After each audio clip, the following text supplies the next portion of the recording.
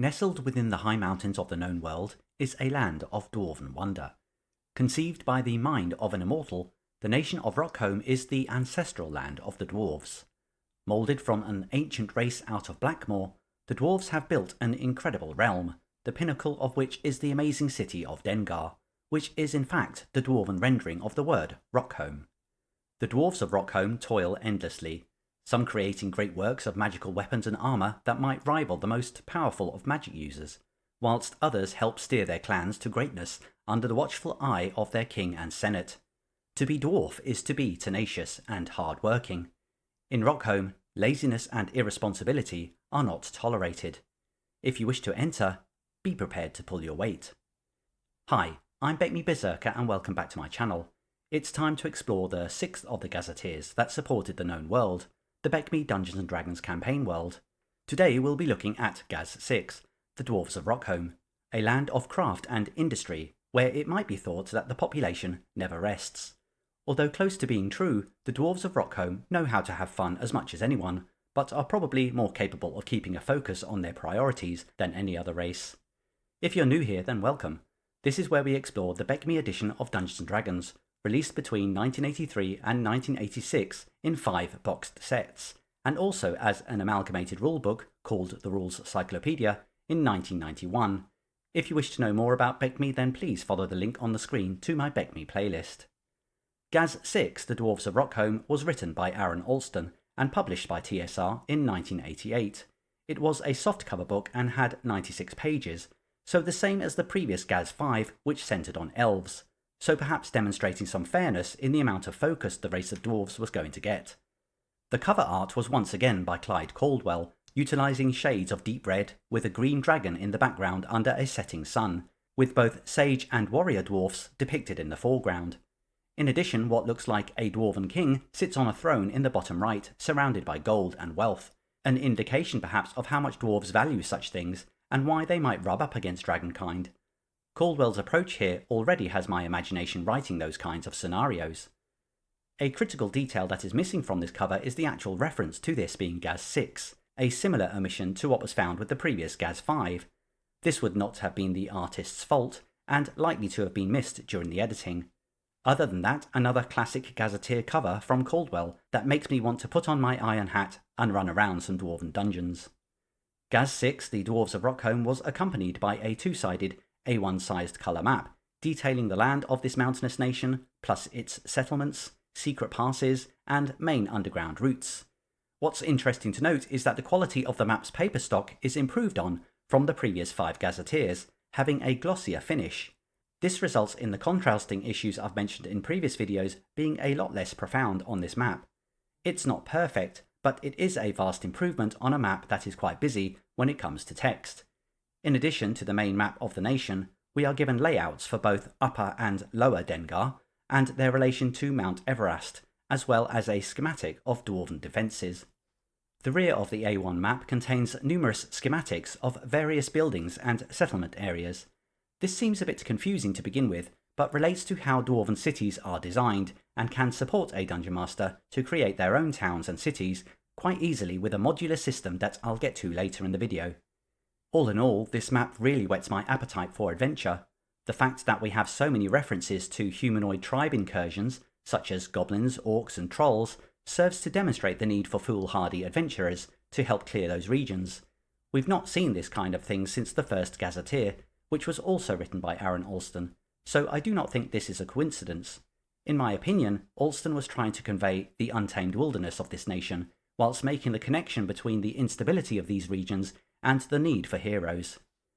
As with previous Gazetteers, the cover separated from the main book, and for Gaz6 it consisted of 3 panels, with a player's map of where Rockhome is in relation to the other countries being available on the outside of the 3rd panel. The inside of the book cover is, in my opinion, quite disappointing. 2 of the panels contain textual references about how those from other nations view Rockhome, specifically the view of a Thyacian, Glantrian, an Alfheim elf, and an Ilari. Whilst this information is interesting enough, I would have preferred more detailed maps about the Darrakan Tunnel or some other key areas.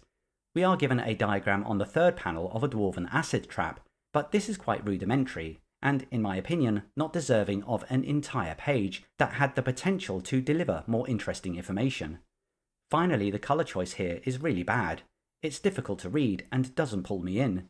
It's a shame the contrasting lessons they applied to the A1 map were not also applied here.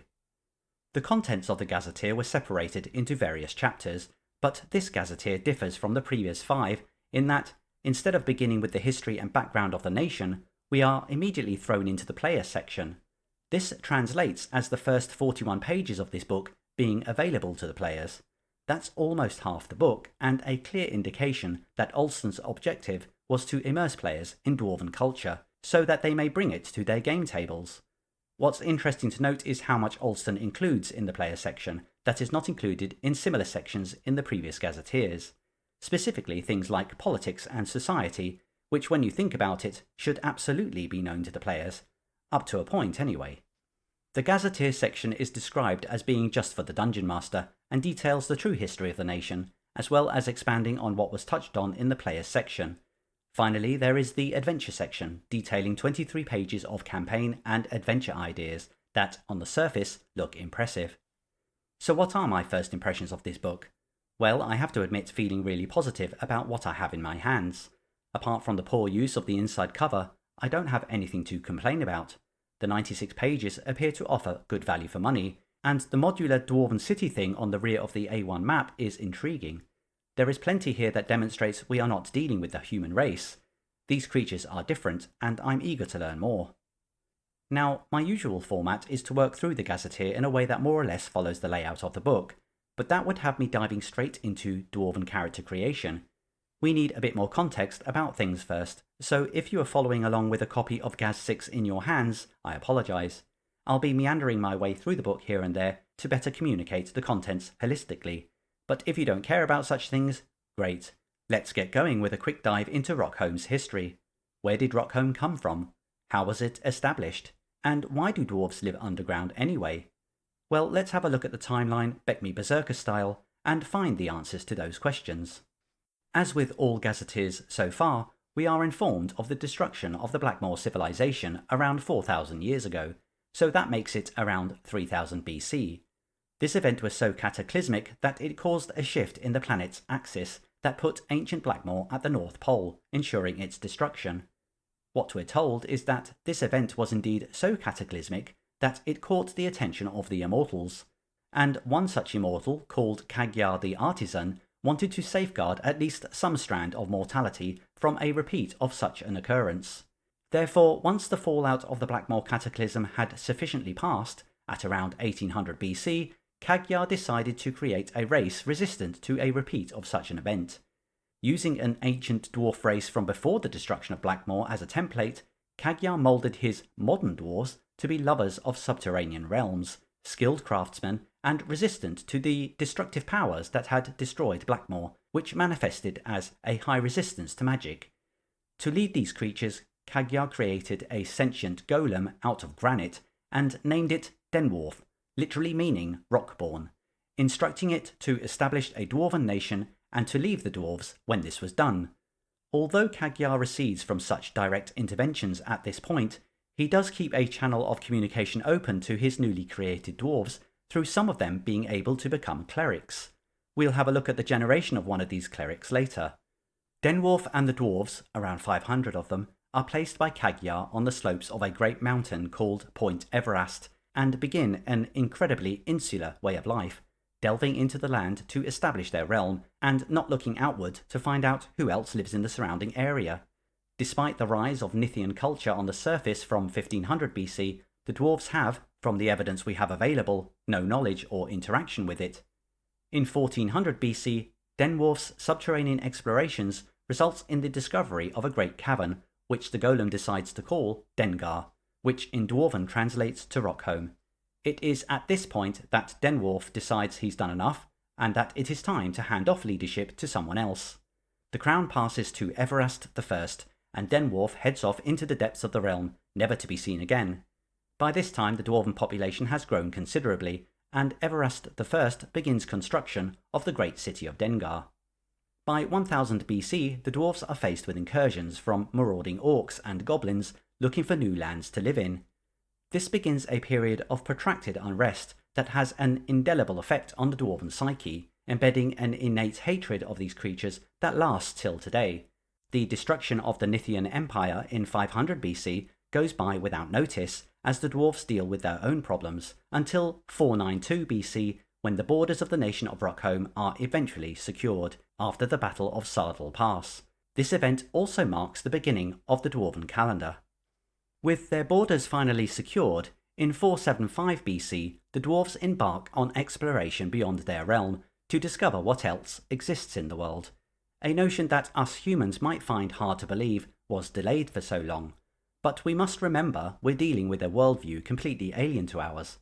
This exploration results in meeting with Alassian nomads in the region that would later become Ilarum, and so the dwarves begin trading with them. This begins an expansionist trade movement throughout the known world, where dwarven work becomes valued, even if other cultures find them a bit reclusive. In 98 BC, the nation of Rockhome experiences some inner turmoil as its people rebel against the despotic king Bollo I, who has taxed and abused his people beyond their patience. This results in the king being replaced by Everast VII, but also in the creation of the Senate, a body made up of the most influential clans and families, established to ratify the king's rulings, effectively blunting the monarchy's influence. This Senate and its relationship with the monarchy remains in existence today. It's a well-known fact that when the first Thaiatian emperor was crowned, he took residence in an imperial palace that was designed by a dwarven architect. By 200 AC, dwarven expansion is well established, with dwarven families integrated into many human nations, contributing to the economies there. Human and dwarf relations become and remain strong. That said, this wasn't to remain the case in Glantry, where, during a period of plague that began in 802 AC, dwarves were blamed for its proliferation and infectiousness, largely put down to their improved resistance to such things, coupled with a growth in dwarf population in Glantry due to a gold rush. This caused the Glantrians to lose patience with the dwarves and begin a pogrom against any within its borders. This period is referred to as the Years of Infamy, lasting until 828 AC, when the last of the dwarves were expelled from Glantry.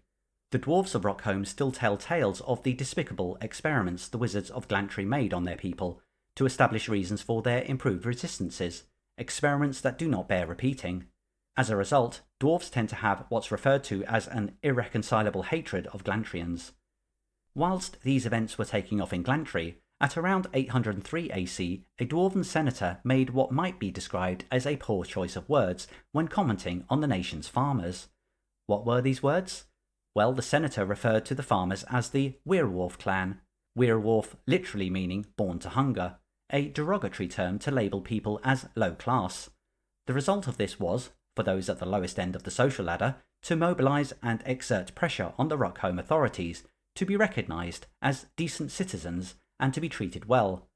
This pressure ranged from protest to outright violence, and after a number of years resulted in the Senate backing down and giving the lower classes a voice through the establishment of what is proudly called the Werewolf clan, one that currently possesses 14% of the Senate's voting power.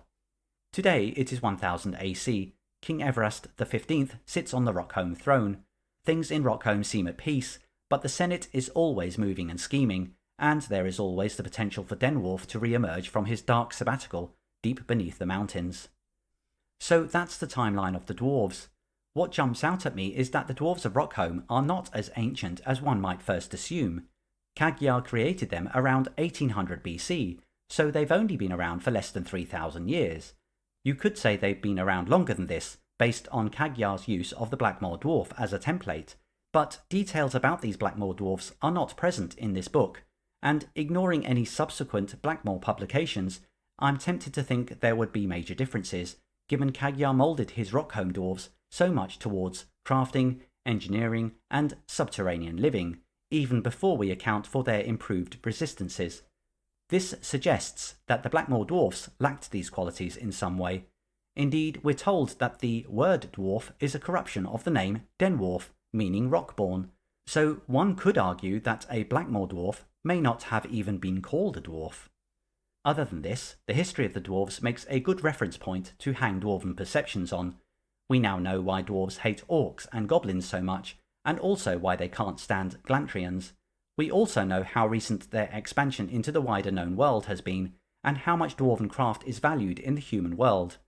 That said, the history of the dwarves as presented, especially over the most recent century, is extremely light in substance, and I think more could have been done with this time frame to flesh out the dwarves beyond what's been offered, especially when compared to previous publications. Okay, let's turn away from Rockhome's history and get into the land itself. Rockhome is a landlocked nation, bordered by the Emirates of Ilarun to the south, the Kingdom of Vestland and Sodefud Jarldoms to the east, the Ethengar Khanate in the north, and the Republic of Darakin in the west. As the name suggests, Rockhome is a mountainous region, consisting of 3 major mountain ranges. These are the Altan Tepe, which crosses all the way from Darakin to Thyattis, the Makres in the east of Rockhome, and the Denwarf Spur, running through the middle of the country from Ethengar to Ilarum. Travel through each of these ranges is incredibly perilous, with passes few and far between, and the knowledge of them rarely shared. Despite Rockhome being a mountainous country, it has 2 major areas of lowlands that accommodate agricultural activities. Specifically, these are the Stahl and Clintest lowlands, each centred around a lake of the same name and each sitting on either side of the Denwarf Spur.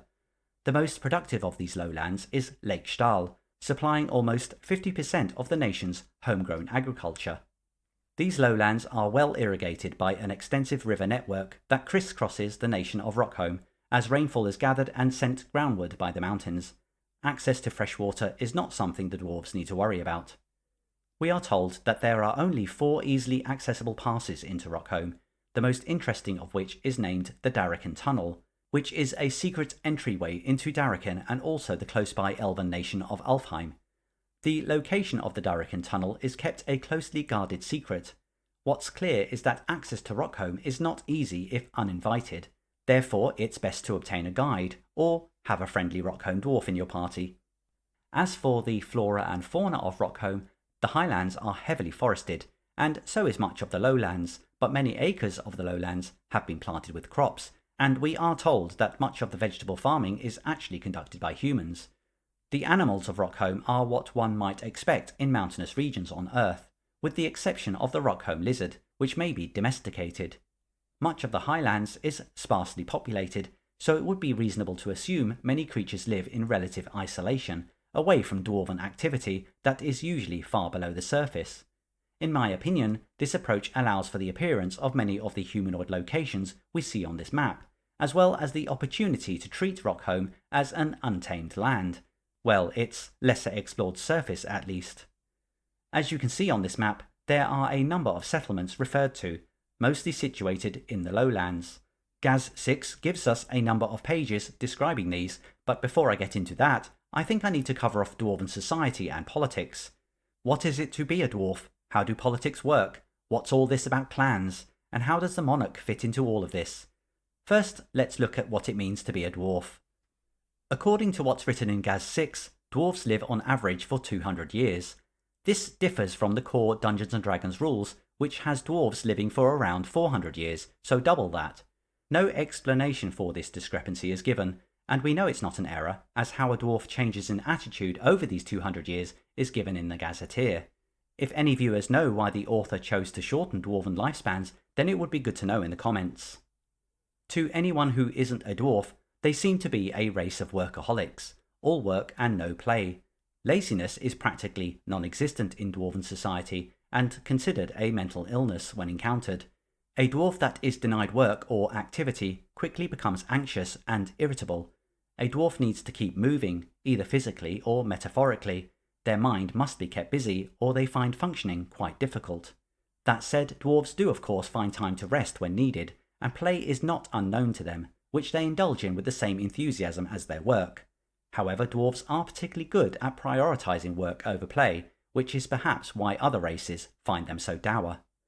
However, dwarves do not work for work's sake. At the centre of their being, having been set there by Cagyar himself, is the need to create. Specifically, create works of craft and engineering that has practical use and will last.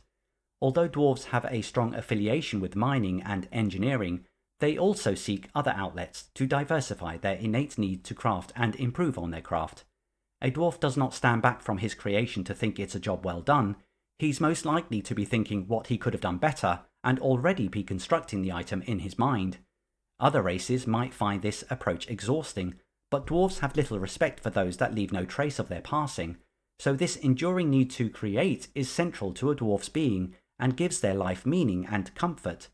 As a large part of dwarven history has centered around warfare, much of their craft centers on arms and armor and improving its effectiveness. We'll explore dwarven craft magic later in the video. When it comes to marriage, dwarves do so for practical reasons, in that they marry someone who is complementary to them and their experiences. Romance doesn't come into it.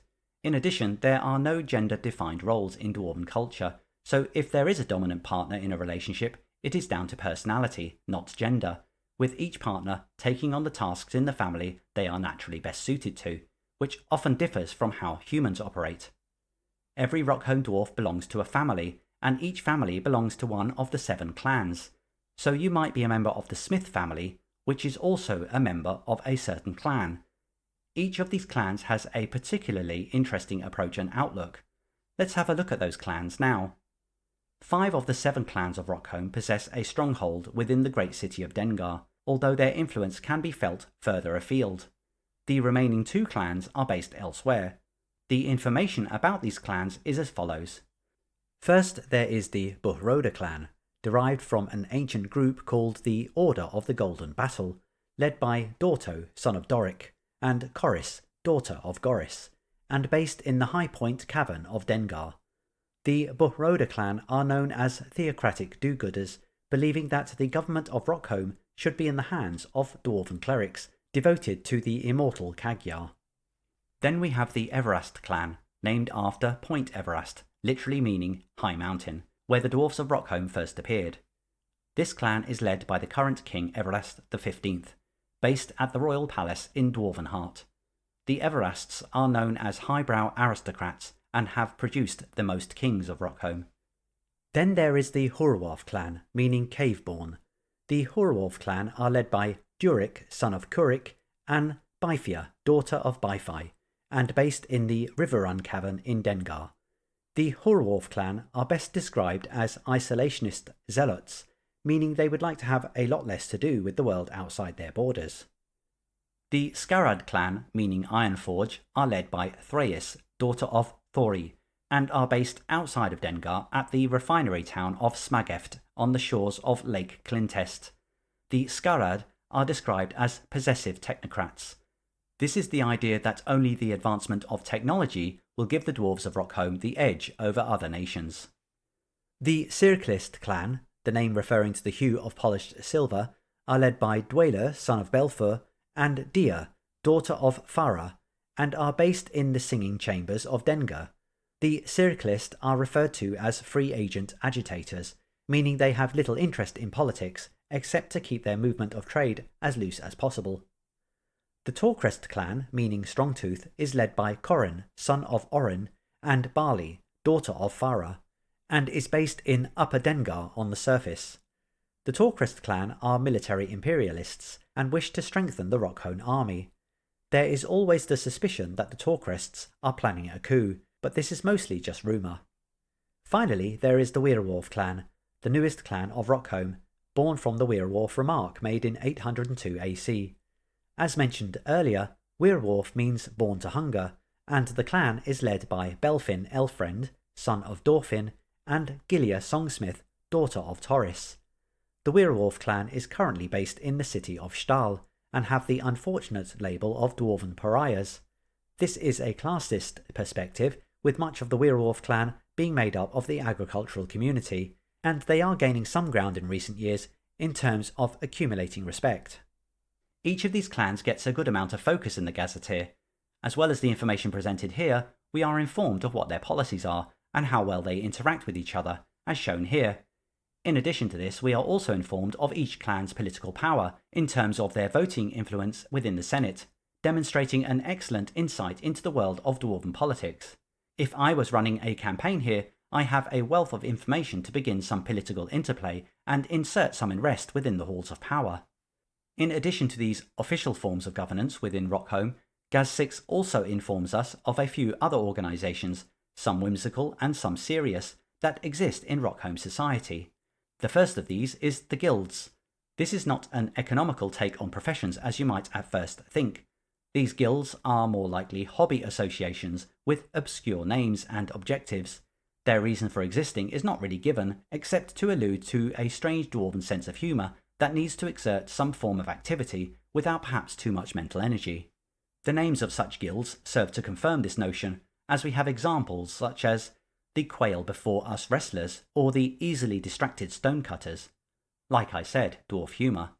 Perhaps if you look hard enough you'll find a Ministry of Silly Walks, or Society of the Holy Hand Grenade, or even a Guild of Directing Farts in a general direction. Maybe dwarf humour isn't too far from our own after all.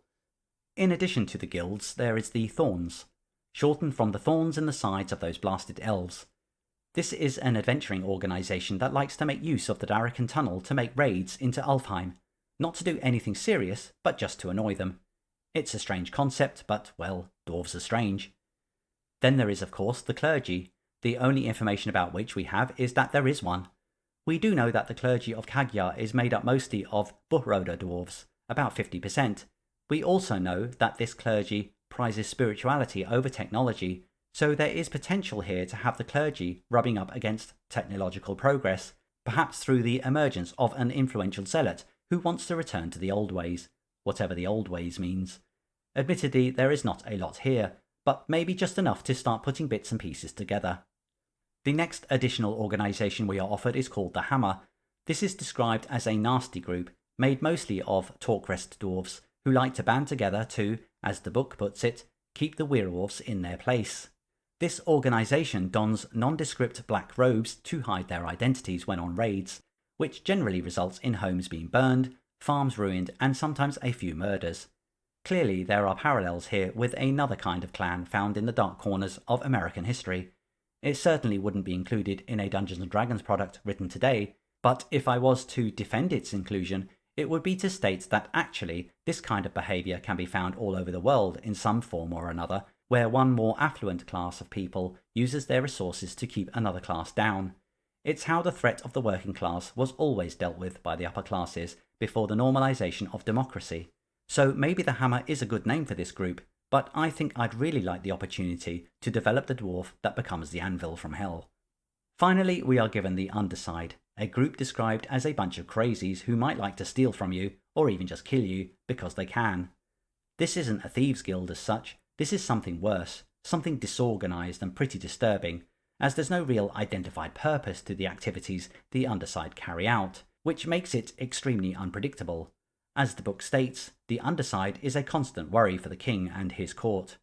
I really like this idea. You could almost frame it as a front for a grand plan that is beyond the ken of the aristocracy. Are the Underside actually being steered towards a grand purpose? I guess only the DM can decide, but putting together a bunch of seemingly unconnected clues and getting a result usually gets the biggest wow moment in campaigns, so this looks like a good thread to exploit, in my opinion.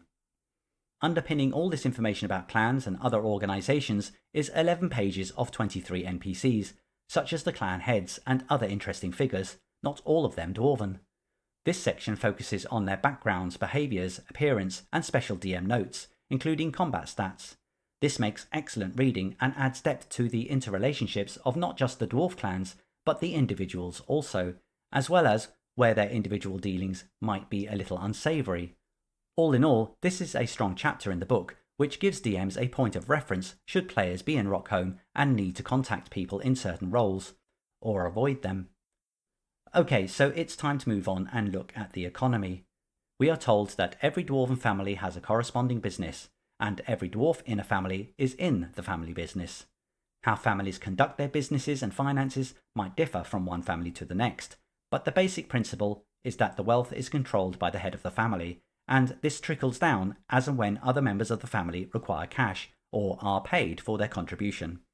The income from all services and products sold is directed to the head of the family to allocate as appropriate. This might be to cover business overheads like repairs, raw materials, or even external services. The rest will be spread amongst the workers. That said, all workers are not paid equally, as those with higher skill sets and higher contributions to the family business will be paid on merit. When it comes to taxes, roughly 35% of total family income goes to the government. However, if you're an adventurer, don't think you can escape the taxman. Dwarves are expected to pay 1/3 of their adventuring income to the Rockhome government when returning back from their adventures. One might consider avoiding such a tax when out of the country for extended periods, but it is a dwarf's nature to fulfill their family obligation to contribute to the collection of tax. If they continue to avoid this obligation, they may find themselves disinherited and cut off. Whilst on the subject of the economy, let's look at Rockhome coinage. Rockhome coins consist of only gold, silver and copper.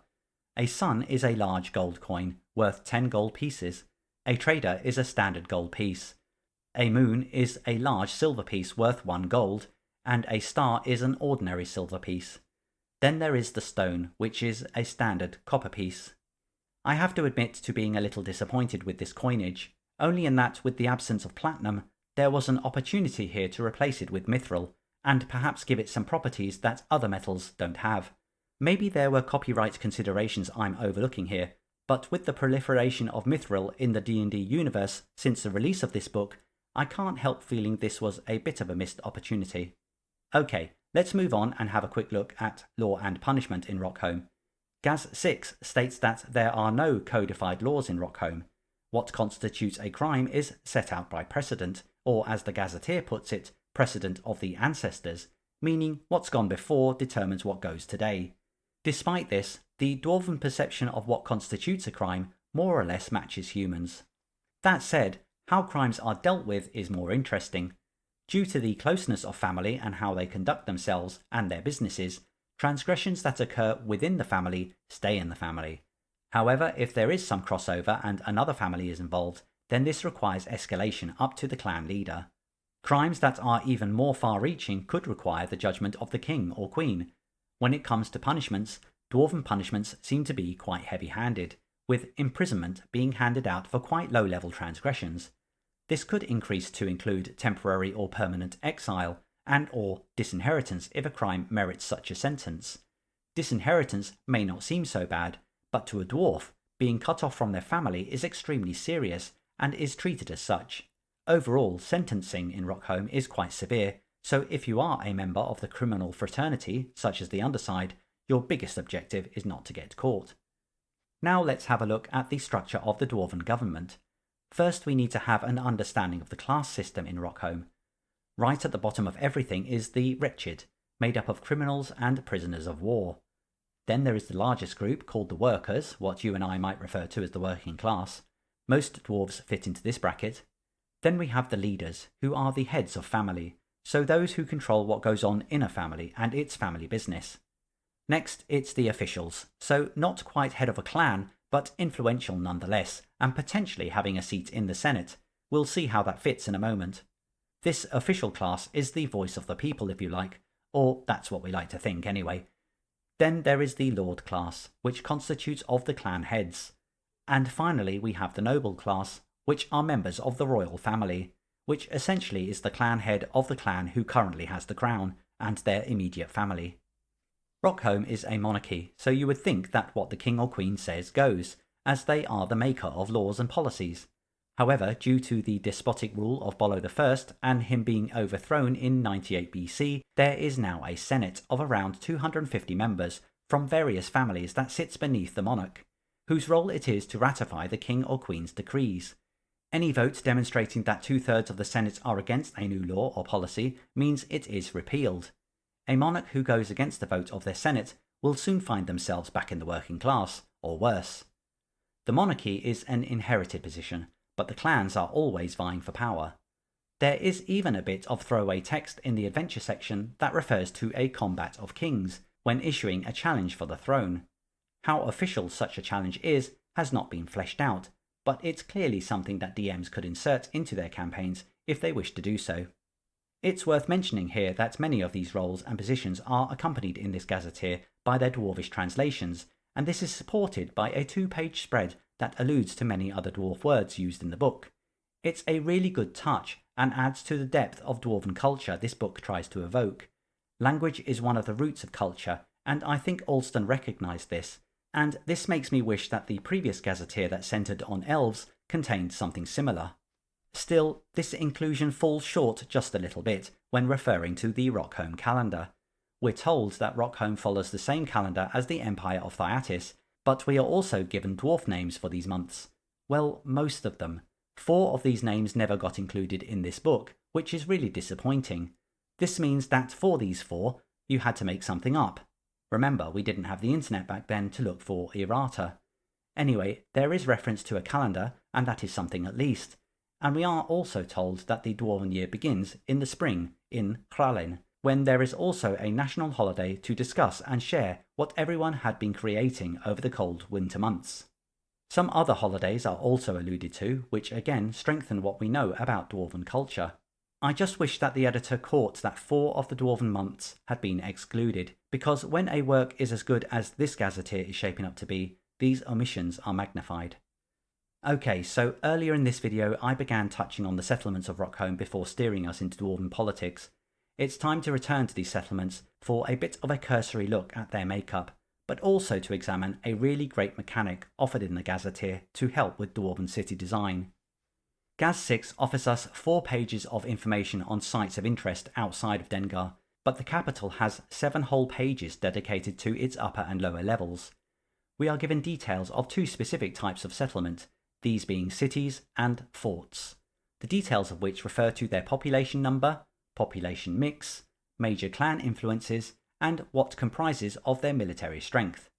I have listed the information about these settlements on the screen for you. Please pause the video if you wish to take a closer look. As you can see, clan influences are not listed for both Upper and Lower Dengar due to this being the capital and the largest of the clans all vying for political influence. What's really interesting is how little the Everasts seem to have influence outside of Dengar, despite that clan having obtained the throne on most occasions. In addition to these major settlements, Rockhome is filled with many farming and mining villages, with the majority of these being underground. Their populations may be as much as 1,000 souls, and some may have some form of military backing, which I would allocate based on the importance of the settlement and its resources. Gaz6 offers us 3 great maps of Upper and Lower Dengar, as well as the lowland city of Stahl. As you can see, these maps are detailed with curious alphabetical references that at first glance are a little bewildering. However, they link to an ingenious method of Dwarven city design that has been included in this Gazetteer. Remember that strange detail on the reverse of the A1 table map I showed you earlier? Well, on closer examination, you will note that each of these shapes has been allocated a letter, and it is the inclusion of these letters on a larger scale map that allow a dungeon master, or even a player designing their own Dwarven town, to get creative. When a party enters into an area with a specific designation, you can move play to that particular design on the map, and so on. These designations include apartments, plazas, parks, workshops, storehouses, and even just city streets. The Gazetteer even supplies you with further detail of what can be found in each of these designations. One criticism of this could be that it is all too modular, and that all Dwarven towns would end up looking the same. But the Gazetteer encourages individualization of areas, and I would do this by perhaps having numerous adaptations of each letter, such as A1 through to A9, B1 through to B9, etc. They wouldn't have to be too great a difference so as to keep the modular approach relevant, but ultimately this is a neat approach to standard city design, which just smacks of being completely dwarvish. So we've covered off Dwarven society, politics and economics, whilst taking a turn around Dwarven city design. So I think it's time we generated a Rockhome dwarf. Now you may remember that Cadyar the Immortal kept a line of communication open with his newly created dwarves. In game terms, this means that Rockhome dwarves may also become clerics. This isn't a cleric in the same sense of the classic human cleric we find in the core Dungeons and Dragons rules. There are a few things to take into consideration here, such as balancing the concept of the dwarf cleric between the already established core classes of dwarf and cleric. So before I dive into generating a character, let's take a look at the abilities of a dwarf cleric, so that these are at first understood. We are told that a dwarf cleric should only be of lawful alignment, but this is at the DM's discretion. Dwarf clerics should not make overuse of destructive or reversed versions of their spells. Although permissible, Cagyar views overuse of these kinds of spells negatively and could impose some form of penance on a dwarf cleric that abuses their availability.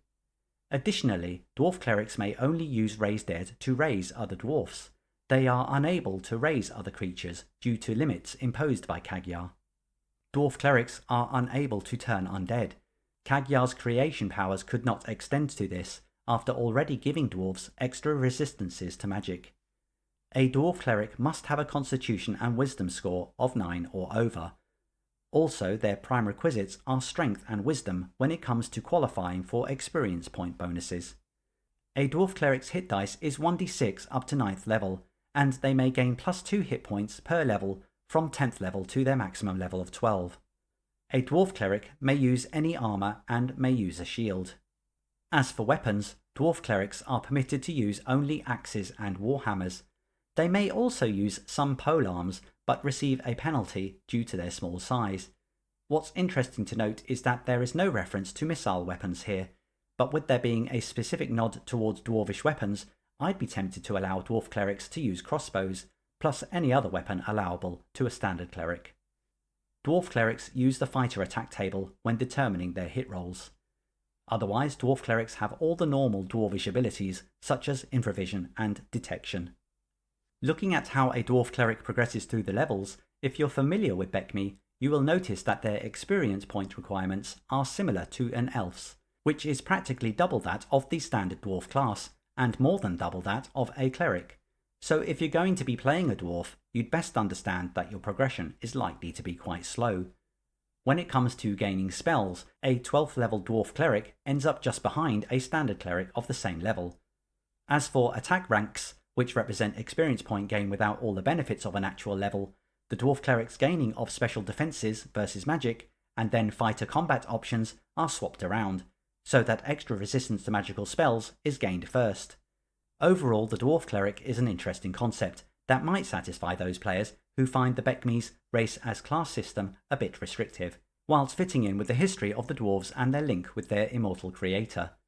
That said, there is very little in this Gazetteer linking the dwarf cleric to the Forge of Power, the dwarven relic found at the centre of all dwarven clans that we're told about in the core BECMI rules.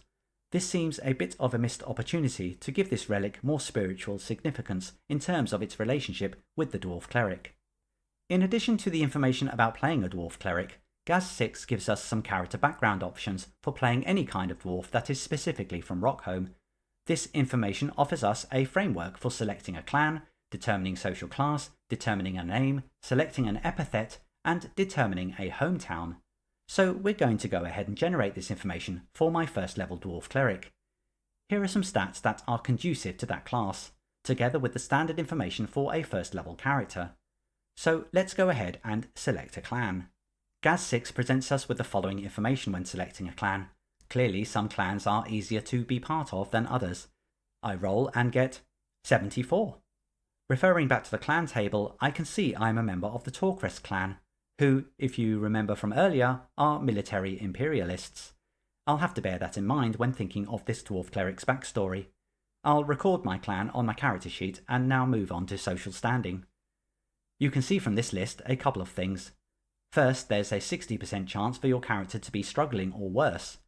One thing that really comes through in the culture of Rockhome is that Dwarven Society is quite classist, but in a social democratic, we're all in it together just as long as you don't get too far ahead of me kind of way. Secondly, there's an outside chance here to be a member of King Everast's family.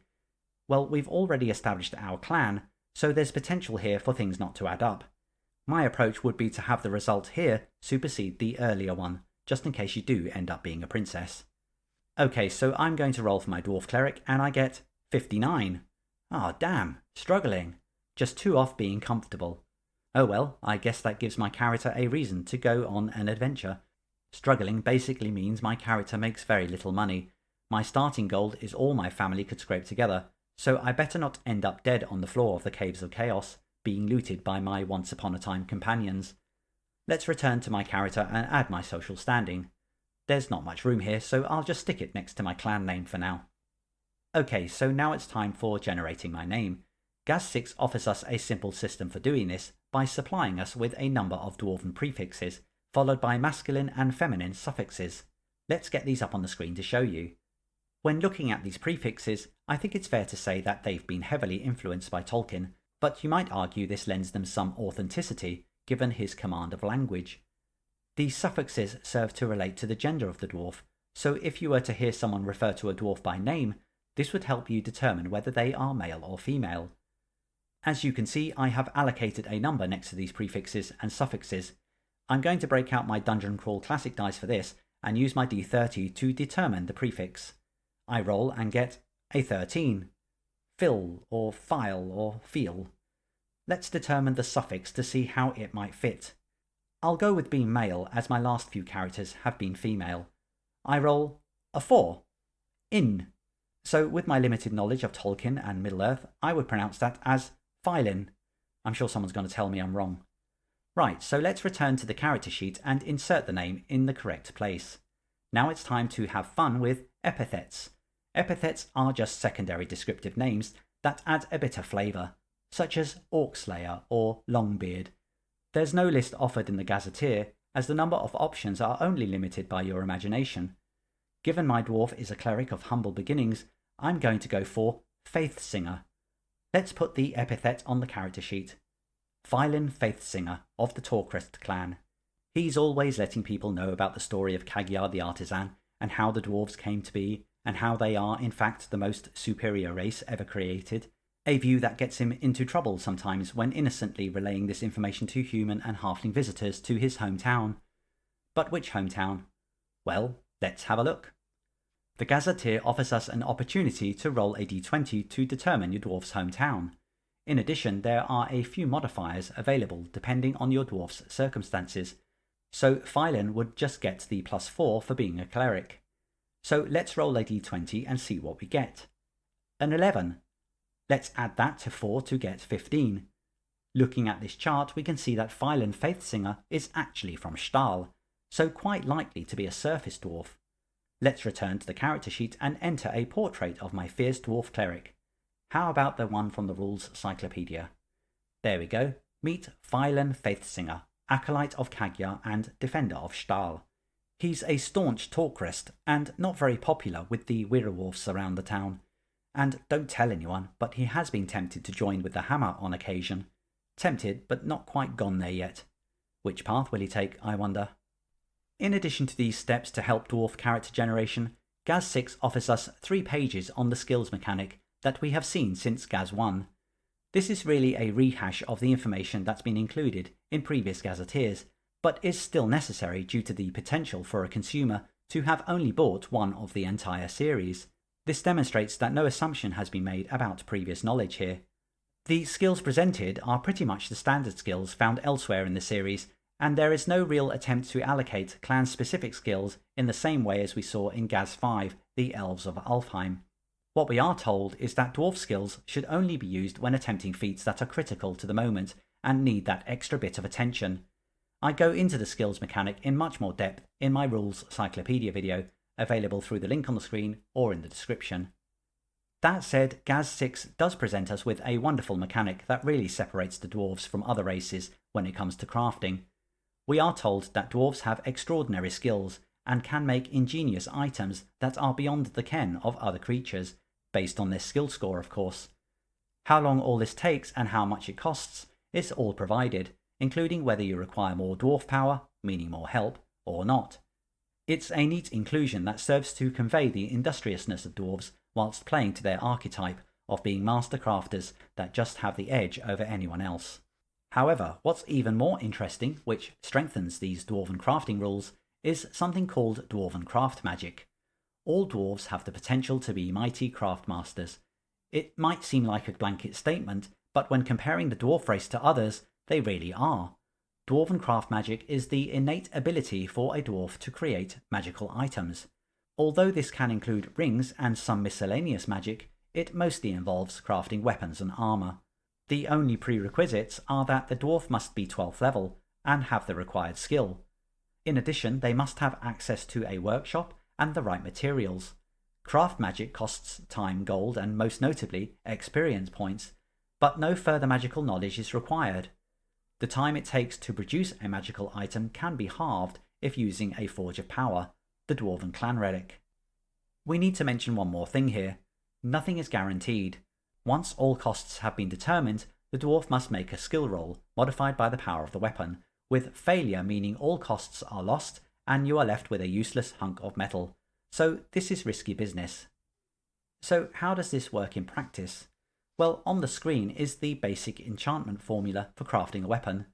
So for weapons, we have the original cost of the item multiplied by its encumbrance weight, which in BECMI is given in coin weight, multiplied by 5. So if we were to enchant a battle axe to +1, we would take the base cost of a battle axe, which is 7, multiply it by its weight, which is 60 coins, and multiply this by 5, giving a total of 2,100 gold pieces. If greater enchantment is required, this base cost of 2,100 would be multiplied by the enchantment required, up to a maximum of +5. So a +3 battle axe would cost 6,300 gold pieces. And let's not forget the XP cost here. We are told that a dwarf puts some of himself into every magical item he creates, so this translates as an experience point cost that is 3 times the cost of enchanting the weapon. Should this loss mean the dwarf losing a level, then we are supplied with rules for dealing with this. So in this instance, a 2,100 gold piece battle axe +1 will cost a dwarf 6,300 XP to make, and a +3 would cost a whopping 18,900 XP. Something to mention here is that weapon costs may never be below 100 gold pieces, and armor creation costs may never be below 3,000 gold pieces. This becomes more relevant when dealing with armor, as their basic enchantment cost calculation differs from weapons, as shown here, with the crafting calculation showing that despite plate mail +1 costing 1,000 gold pieces, it actually costs the minimum of 3,000 gold pieces. This might seem sensible, but it actually means that every armor type below plate mail would also cost the minimum of 3,000 gold pieces. So in my opinion, this is an error of some kind. You might deal with it by getting rid of the minimum altogether, but that would make magical armor rather cheap. If I'm honest, I'd probably resolve this by removing the requirement to divide by 3. This would still mean plate mail +1 still costing 3,000 gold pieces, but it also means less effective armors have their own relevant prices of gold and XP. Still rather cheap compared to weaponry though. Have any of you come across this anomaly? How did you deal with it? Let me know in the comments. So as I mentioned earlier, a 12th level dwarf is not guaranteed to succeed at craft magic. The power of the item they want to create and their level of skill all come into play, and a skill roll is required. The ability score linked to the skill being used must be rolled equal to or under to succeed, but this is modified by -2 for every enchantment level of the item. So when looking at creating a battle axe +3, when a 12th level dwarf has a weaponsmithing skill of 16, this means a -6 adjustment is made to the skill total. Therefore, the player would need to roll under 10 on a d20 to succeed at the enchantment. If this is failed, they lose all that gold and XP, not to mention the time. I really like this mechanic. When I was first looking at it, I thought obtaining powerful magic items if you're a dwarf would be far too easy, but this risk of losing XP is nothing to be sniffed at. It's a gamble, and it can be an enjoyable part of the game. I just really like how this is inextricably linked to dwarvishness, giving them that edge, if you like, when it comes to crafting legendary items. Okay, so you might be pleased to learn we're nearing the end. Just a few more things to cover in terms of content that I won't go too in depth on. First, I should mention the 3 pages we're offered on Rockhome Monsters. These include the Choker, which has become a stalwart of D&D lore, the Lake Clintest monster, obviously a reference to the Loch Ness monster, and the Rockhome lizard, a bipedal lizard that can be domesticated and carries out tasks similar to those of a trained dog.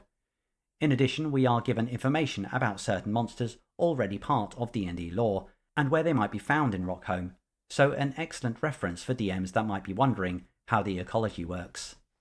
Finally, we have the adventure section, and I could spend a lot of time here, but suffice to say, these final 23 pages are crammed full of campaign ideas. There's an incredible amount of advice centered on how to run a campaign in Rockhome, and also how to stop your players getting bored of the place. Underpinning all of this is an adventure path that may take a dwarf up towards 12th level, and even see the return of Denwarf, the granite golem first king of the dwarves, who tries to wrest the crown from King Everast. Although not fully fleshed out, they offer a strong framework for DMs to work with, in developing each adventure further and then linking them if they wish. The first of the adventures in this path is called Race for the City, an adventure for character levels 1 to 3, which has them joining a foray with the Thorns into Alfheim, which leads them to discovering that an army of orcs has discovered the Darrakan Tunnel. The second adventure is called The Lost Caverns, and is for levels 4 to 6, which is about reclaiming a bunch of caverns that for some reason have become inaccessible. And the third adventure is called Clan War, for character levels 7 and above. This is the adventure that could see Denwarf return, and the entire nation of Rockhome turn inward and insular again. In addition to these 3 adventures, we are offered 6 pages of further adventure ideas, specifically 4 at basic level, 7 at expert level, and 2 at companion level. Each of these offers a basic plot, followed by how the characters might get involved, and how the story might progress, and what the consequences of the adventures might be, enabling DMs to consider each adventure's fit in the wider campaign. Right, wow. So after all that, I finally get to close the book on Gaz6 The Dwarves of Rockhome. So what do I think? Well, I have to be honest, when I first started digging into this book, I naively thought there wasn't much there. But as I dug further, the sheer immensity of what's contained within these 96 pages became apparent. What's underpinning all of it is a sense of culture. Gaz6 offered us the elven way of life, in a way that was clearly stated, but not always felt. In my opinion, Allston has been able to convey a feeling of what it is to be dwarf. There's not really that much about what dwarves spend their time doing or participating in, but there is a big link back to language and what it means to be part of each clan, and a consistent link back to Cagyar, their immortal creator, which helps build a worldview that is persistently dwarven, communicating how dwarves behave and how they go about designing their cities. If I was reminded of anything when examining this publication, it was of Orzammar, the dwarven realm used in the computer game Dragon Age Origins. I really had a sense the design of that game must have been influenced by this publication, especially some of the underclass and golem elements. If anyone can verify my suspicions, I'd love to hear from you. Otherwise, if there is a subject that I'm disappointed in, it is the very conspicuous absence of a chapter on the Forge of Power. This important dwarven relic barely gets a mention, and then only to state that it can aid dwarven craft magic. Other than this, we have no link between it and the clan heads, and with the offer of a new character class in the shape of the Dwarf Cleric, this spiritual gap is hard to forgive, especially when this book has done so well establishing dwarf culture. But as I mentioned earlier, omissions like this are magnified when a book is otherwise so good, and even though Gaz6 The Dwarves of Rockhome has a few inconsistencies here and there, in my opinion, this publication is a great companion to the Gazetteer series. Thank you so much for getting this far watching this video. Please like and subscribe if you think I deserve your future attention as I continue my trip through the Gazetteers. If you enjoyed this video and wish to say thank you and support my channel further, then please consider buying me a coffee, link on the screen and in the description. Otherwise, I'm BECMI Berserker. Keep making your saving throws and I hope to see you back here soon.